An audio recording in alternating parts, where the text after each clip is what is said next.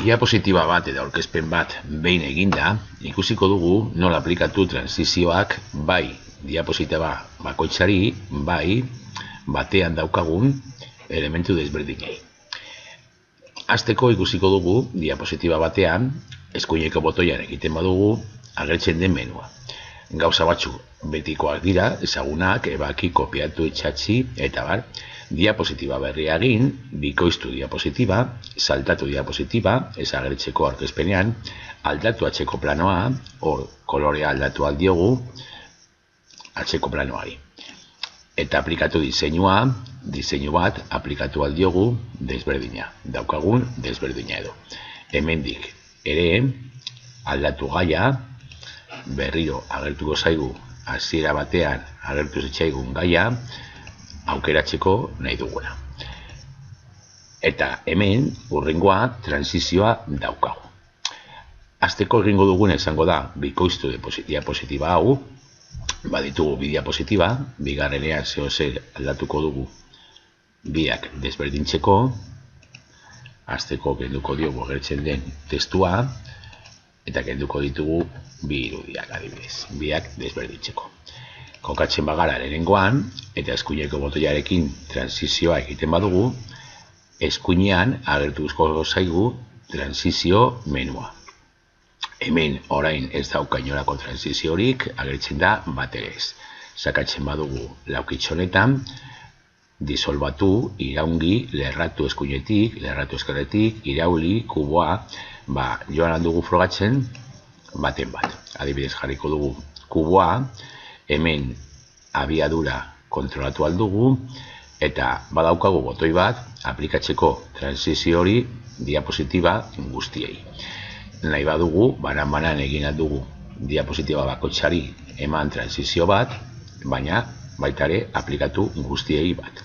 Aplikatuko ditugu desberdinak, hemen utziko dugu kuboa, eta honi jarriko diogu beste desberdin bat. Bat ere ez, jarriko diogu disolbatu. Orduan, hasten bagara lehenengoan kokaturik hasi aurkezpena, ikusiko dugu nola egite dituen transizioak edo. Bigarrena zen disolbatu, eta hori ikusi dugu. Baina, baita ere, bakoitzean, elementu bakoitzari, aplikatu aldiogu transizio desberdin bat. Gauza bat da aplikatzea transizioak diapositipei eta beste bat elementuei. Ikusten duzuenez hemen diapositiba ondoan agertu da animazio botoia, horrek esan nahi du aplikaturi daukala animazio bat. Joango gara orduan, banan-banan elementu guztiei aplikatzen transizio bat. Nahi duguna da agertzea bat, gero gezia, gero motorra, bi, gezia eta kotxea. Orduan joango gara, lehenengoari gehitu animazioa, jarriko diogu, nabarmendu agertzen da hasieran, baina agertu, desagertu, kontu desagertu da joateko, agertu, desagertu, iraunkita bat. Jarriko diogu agertu, eta noiz egingo duen klik egitean, edo aurrekoaren ostean, aurrekoa agertu bezain lastera automatikoki gero urrengoa agertu, nahi baduzue, banan-banan joan ateratzen automatikoki, hori aukeratuko dugu. Eta aurrekoarekin batera, biak batera agertu. Normalean eta batzuetan aurkezpenetan gehien erabiltzen duguna da klik egitean. Guk egin nahi dugu klik eta beste informazio bat agertu normalean. Beti utziko dugu orduan, horrela, klik egitean. Joango gara beste guztiekin berdin egiten, gehitu animazioa, agertu eta klik egitean. Beste guztiekin berdin egingo dugu. Gehitu animazioa, agertu eta klik egitean.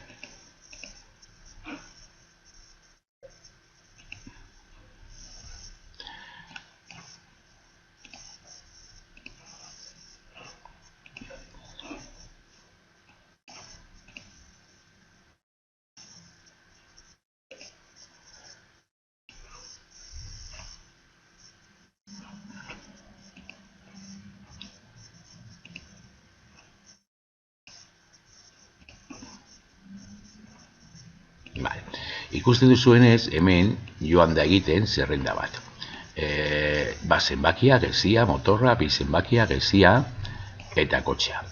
Orain, probatuko dugu animazioa. Ikusten badugu ordena ondo ez dagoela, adibidez agertzen dela gezia bata baino lehen, hemendik bertatik mugitu alditugu elementuak eta kokatu guk nahi dugun ordenean agertzeko ala desagertzeko. Egingo dugu erreproduzitu, egin du transizioa, horriaren transizioa ez da zer agertzen, baina klik egitean agertuko da bata. Beste klik bat eta gezia. Beste klik bat eta motorra. Eta horrela, joango dira agertzen, klik egitea, sartu ditugun elementu guztiak. Hau, momentu batean, ondo dago, beste mugimendu bat edo beste dinamika bat emateko aurkezpenari. Eta guk gauzak nahi dugun moduan, edo nahi dugun momentuan agertzeko informazioa emateko bestei.